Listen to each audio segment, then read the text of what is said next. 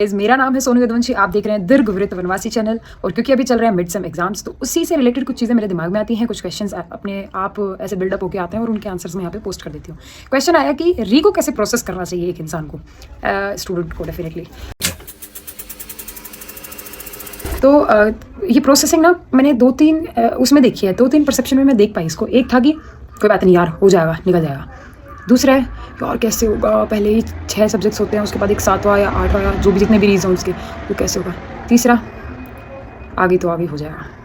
तो ये होता है प्रायर उनके परसेप्शंस, ठीक है। और जब री एक्चुअल में वो पेपर देना होता है री का नेक्स्ट सेम में या जिस भी सेम में उनकी क्लियर करने के लिए वो होती है, उस टाइम पे क्या परसेप्शंस आते हैं। फर्स्ट ये आता है कि यार पढ़ना पड़ रहा है बहुत ज़्यादा, वो सब्जेक्ट्स भी हैं, फिर ये सब्जेक्ट भी है, कैसे करूँ, बहुत हेक्टिक हो जा रहा है। दूसरा ये है यार मैं पिछली बार पढ़ा नहीं था, री रह गई थी, तो इस बार मुझे क्रैक करना है, ठीक है। तीसरा ये है अबे निकल जाएगी यार, ऐसे करके।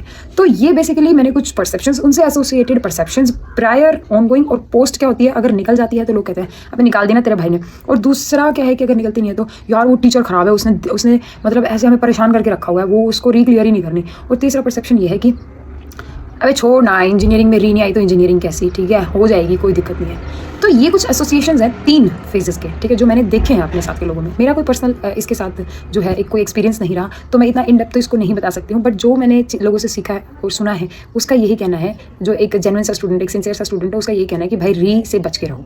अब वजह क्या है, हमें भी कई बार डर लगता था कि कुछ सब्जेक्ट्स में कि यार कहीं इसमें कहीं इंटरनल फंस गई, अटेंडेंस फंस गई या कुछ भी ऐसी कोई चीज़ होगी, तो री जो है वो सिरदर्दी हो जाती है। और ये एक्चुअल बात है, ठीक है, क्योंकि एक सिंसियर स्टूडेंट हमेशा ये चाहेगा कि वो अपने कोर्स वर्क के साथ साथ कुछ साथ में बिल्डअप भी करे, साथ में कोई चीज़ें सीख सके, ताकि उसका जो इंटरव्यू है या जो भी उसकी प्लेसमेंट है इंटर्नशिप के टाइम पे वो कुछ ऐसा प्रोडक्टिव वहाँ पे दिखा पाए।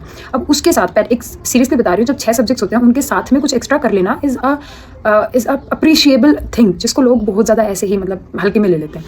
तो ये जब आपके पास में एक बर्डन आ जाता है ना, तो आप कहीं ना कहीं यार फंसते तो हो, आपके दिमाग में वो स्ट्रेस डेफिनेटली रहता है। चाहे कितना ही स्ट्रॉन्ग बंदा हो या बंदी हो, उसके दिमाग में एक चीज़ घूमती है कि यार मेरी तो री रह रही है ऐसे। और अगर बाई चांस वो री वहाँ तक रह गई इंटर्न के टाइम तक या प्लेसमेंट के टाइम तक, तो आपको बैठने नहीं देते।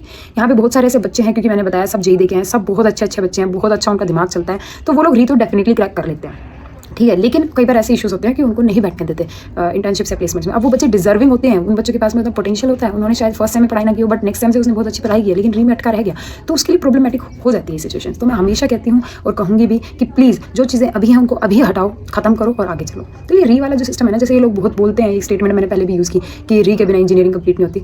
आपको लगता है आपको ये सब चीज़ें करनी चाहिए तो डेफिनेटली करो, बाकी मैं तो कहूँगी भाई बच के रहो, ठीक है, क्योंकि जो टाइम आप किसी एक रिडंडेंसी में दे रहे हो, वो टाइम आप कुछ नए करने में लगा सकते हो।